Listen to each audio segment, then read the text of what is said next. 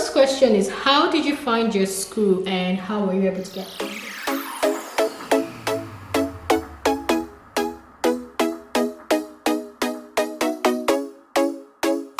Hi guys, welcome back to my channel. If you're new, welcome. If you're not, welcome back. My name is Naya, and as you guys know, I make videos on education, personal finance and personal development for F1 and H1B visa holders in the US. So I had you guys ask me a lot of questions about masters. I haven't done my masters yet. You guys know I just came here like right after high school, so I brought my friend here who is like a master's pro. So this is gonna be a Q&A. I will ask him questions and then of course he's gonna respond. So, oh yes, his name is Eze. You know the story time where I told you guys that I was going for a very close friend's graduation and they almost shot me? That's his graduation. What do you mean? Oh. No, nothing. Okay. First question is, how did you find your school and how were you able to get funded? So finding the school, and probably you have to like start from the beginning, know what generally most schools require. Finding schools is like asking a question from the middle of the process. Okay. So what was the first step of the process? The first step of the process is writing the GRE. Okay. So you write the graduate record exams and you try as much as possible to get a good score. And from there, you could decide to write the TOEFL. I mean, the requirements have changed over time.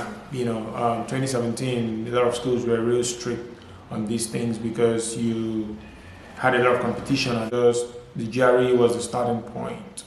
You write your GRE, you write your TOEFL, or what's the other one? IELTS? IELTS. Okay, so when you write that, you do your WES, evaluation of your transcript. Could you explain the WES? Because I also never did it, so... Okay, so WES is, for example, University of Ibadan, Federal University of Technology, Owerri, and other schools have different ways of calculating the GPA of a student. Other schools have different ways of doing it, so WES standardizes everything. Okay, so it converts it to... It converts it to an American standard okay. for all transcripts, so that you know what you really got if you were probably schooling in America or something. I think those are the three first things that I did for all schools. At this point, I'm not even talking about I'm going to apply to this or this school or talk to this person. I'm spreading my wings as far as you can get, and then you write the GRE so that you wouldn't look at a school that you like the research and you're like, this school requires a GRE but I don't have a GRE, so I wouldn't apply to this school. No. So you do that, write the GRE, write the TOEFL, and then do your WES. Most schools need 2 or 1 of these.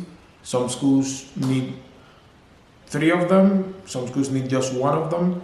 But you want to talk to many professors and apply to as many schools as possible, because like I said, a lot of people are like you, trying to get that funding to be able to come to the US. So what was your GRE score, and when you converted your GPA from like the Nigerian standard to the American standard, what would be like its equivalent? Yeah, so I graduated from FUTO. I got 4.24 out of 5.0 at FUTO. So you're smart. Thank you. So when I did the WES transcript transcription or whatever they call it, I got, I think it was a 3.6 something out of a 4.0. The GRE I got 307. Out of what? It scaled from 260 to 340.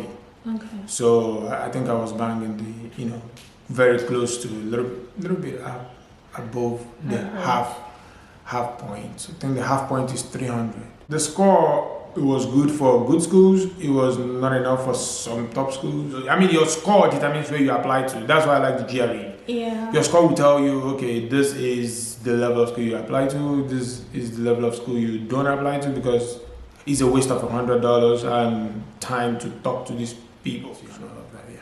So how then did you find like your particular school? Like how did you then get funding from your school basically? Okay, so when you get into searching for schools, you're gonna be everywhere. Really, you're gonna be a lot of places. I think I'm in GIS. I was in GIS actually. Now I'm in computer science. I was in GIS trying to What is GIS? geospatial information system, Okay. geographic information system, geospatial information system, Okay. same thing. So I was looking at some organizations that that were like GIS body, geography kind of. I think it was ages, something like American Geography or Geological Association of something. Mm-hmm. I was there, you know, going through all of them, all the, you know, hey, advisors were advertising for students, Mm-hmm. looking for students to do their research, which happens even now on Twitter. Twitter is a place where it happens. Yeah. You see a lot of students sharing. A professor needs a student to conduct their research, and you have to understand that when these grants are given to the professors, they have to use it to do the research. So they really need to get a student as quickly as possible. So what they do is get all the applications together and look for the best candidate to do that research based on your qualification and what you've done before, what your first degree was in, and everything. So that was how I went to Ages. Saw my professor advertising for that he was looking for a student. I saw that professor too and applied, and I had a conversation with him. We talked about what he wanted to do and all of that, and you know, I wasn't even sure I was good at it, or I wasn't even sure I was gonna do it, or I could do it. Mm-hmm. But you know, if you're desperate to leave Nigeria, you like accept, you know, hey, you know, I could do it. Got the funding, I got the master's admission accepted, got the funding for 2 years, and that was how I came. So the thing is, were you a G, because there is GA, there is TA, and there's RA. So which one, like, what's the difference between these three, and which one exactly were you? So I think GA is the compound name for all the assistants. Okay, and then the TA are the people that are teaching, and then the RA are the research, and then the administrative assistants is another one. So it's not, it's GA, is RA for teaching, for research, TA for teaching, and then administrative assistants. I don't know if we could call that AA. And then the difference is that teaching assistants, you teach. You teach and you grade scripts.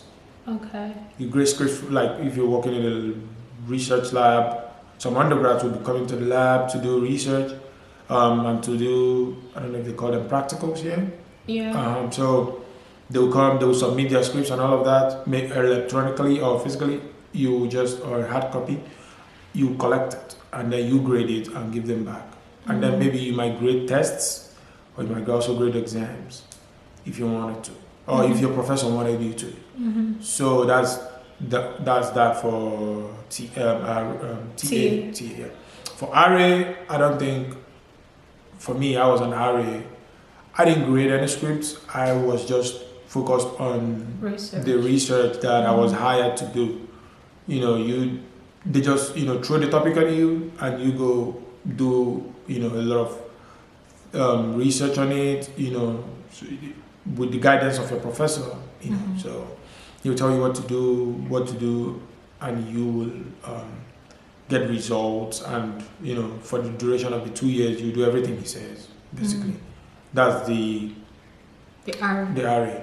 Now, the easiest is the administrative assistants. You just sit in an office and do something. Maybe you're in the library of the school and you're taking in the catalog and everything. And I also did that for my computer science. I was an administrative assistant for my second master's. So I was working in the testing center. I was administering the senior exit exams. I was proctoring the exam. Okay. And the thing is, they pay your tuition and pay you monthly stipend to do just that. Okay, that's actually my next question because I was Mhm. about to say, like, was your position covering like tuition, room and board, stipend? Like, was it enough to cover everything basically? Yeah. So for the RA, when I was a research assistant, and most schools are unique in what they do, but I'll tell you how it works generally. A lot of schools pay your tuition and give you monthly stipend, and that monthly stipend, um, it is calculated, the living expenses of the city that the school is in, and then they know how much rent is, and they know how much food is and everything. They put everything in, and then they let you pay you the money that You would use for you that? would use for the month. That should be enough technically, but most times it's not enough because sometimes you have to like use credit card and all of that. But they pay your tuition.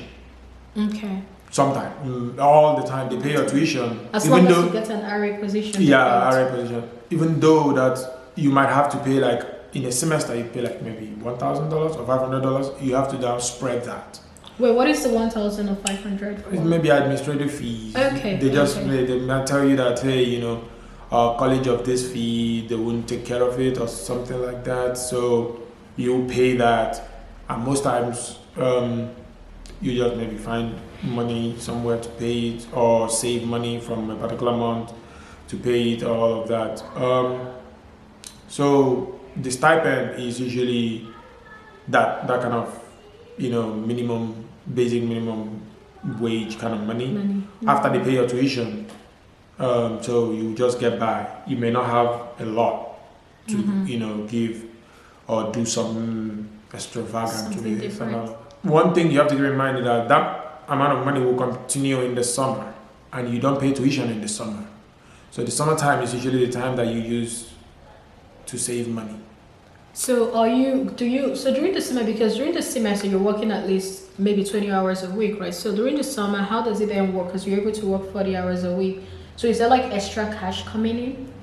During the summer, you basically don't pay those fees, the administrative fees during the semester. Yeah. And then I think the stipend get bumped up a little bit because they're not paying your tuition. Oh, so they give you more stipend. They give you more stipend sometimes. Okay, so that's where you make more That's money. more, yes, that's not where you make more money. Okay. So they bump your tuition and all of that. But coming to my own school, they gave us like $1,800, but we had to pay tuition ourselves when I was an RA, actually, not the TA, not the administrative assistantship. The first assistantship was the RA, and they gave me $1,800, and I was paying tuition of like, maybe $1,000 a month, because that was how they structured it.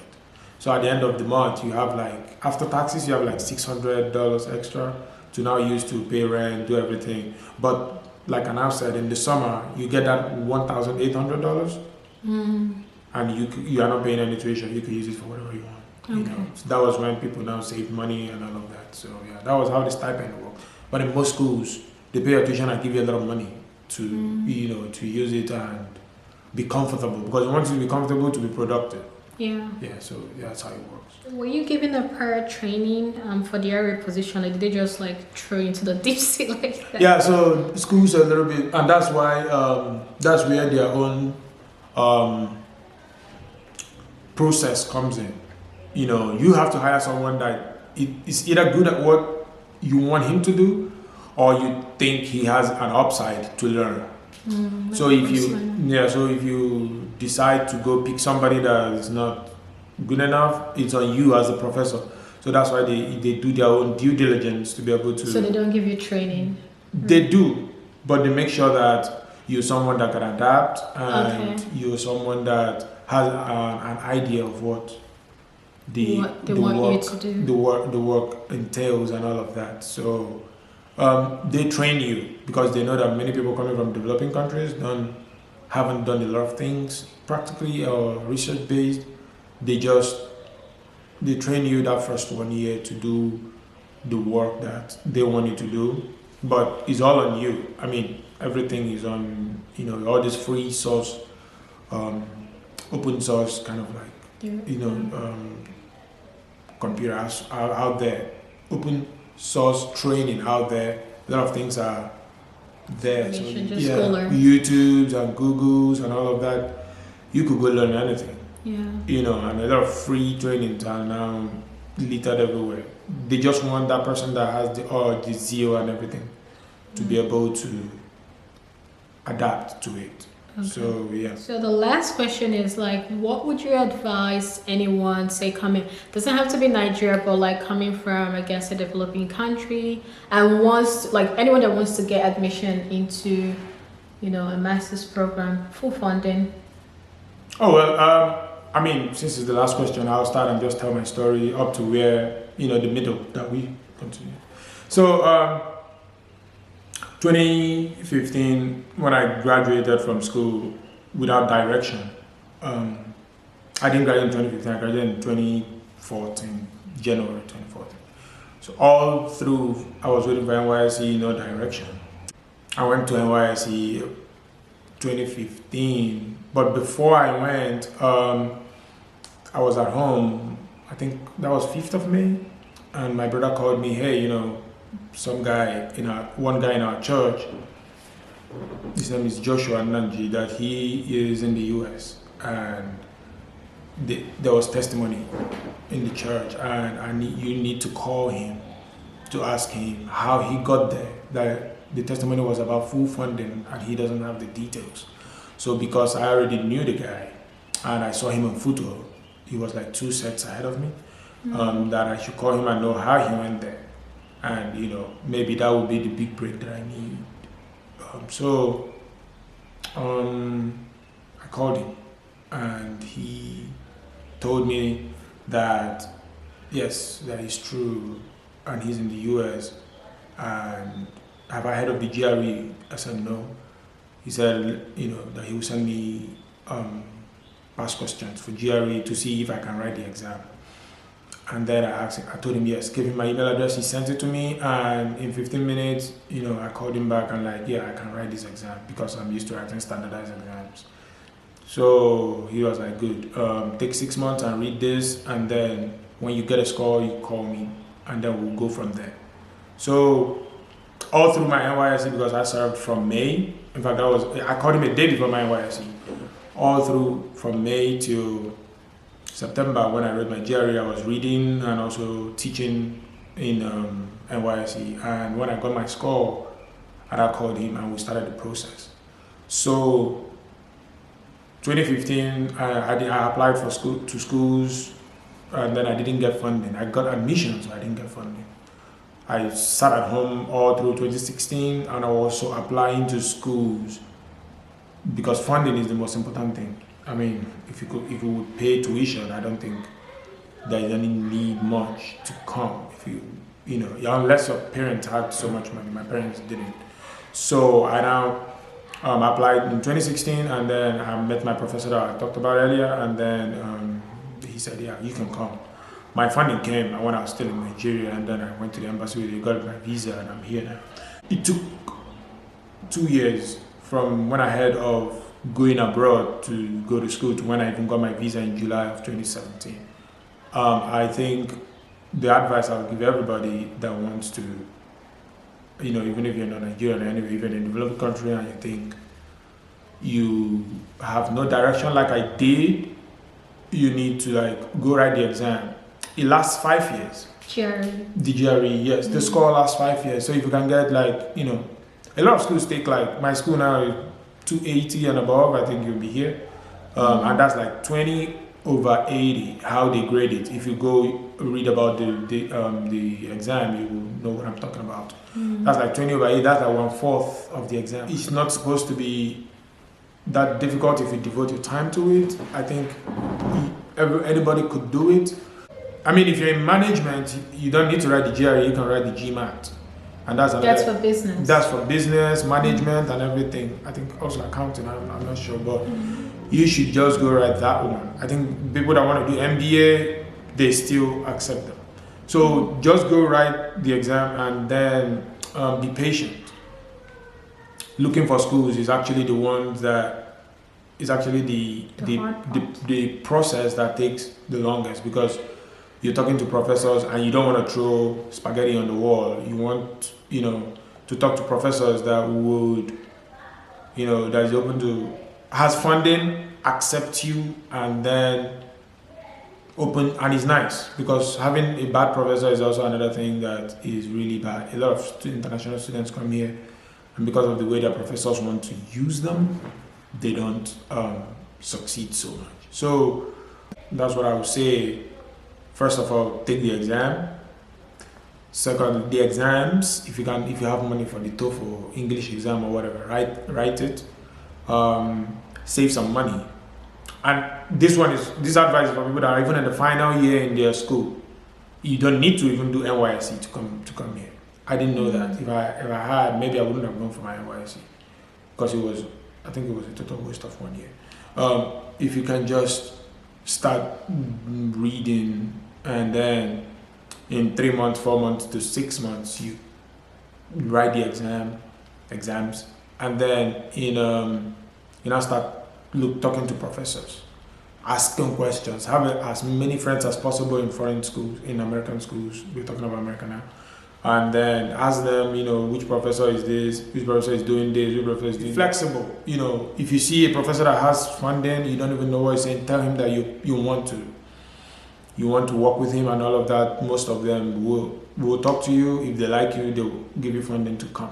So be flexible. That way, talk to as many people, get advice as much as possible, and then everything becomes easier from there. And then you apply, you get it, you go for your visa interviews, and and then you're in the US. You're done. You're in the US. All right. Well, it's a thank you for that detailed answers and the story and everything. So, guys, like I said before, I don't really know much about Masters, so I'm going to leave his Instagram somewhere here, and you guys can go follow and bombard him with questions if you want. But also you can check out my blog, where I leave a lot of this information, Instagram, all of that. And don't forget to like, share, and subscribe. You guys better like this video, like it. Anyway, I'll see you all in another video. So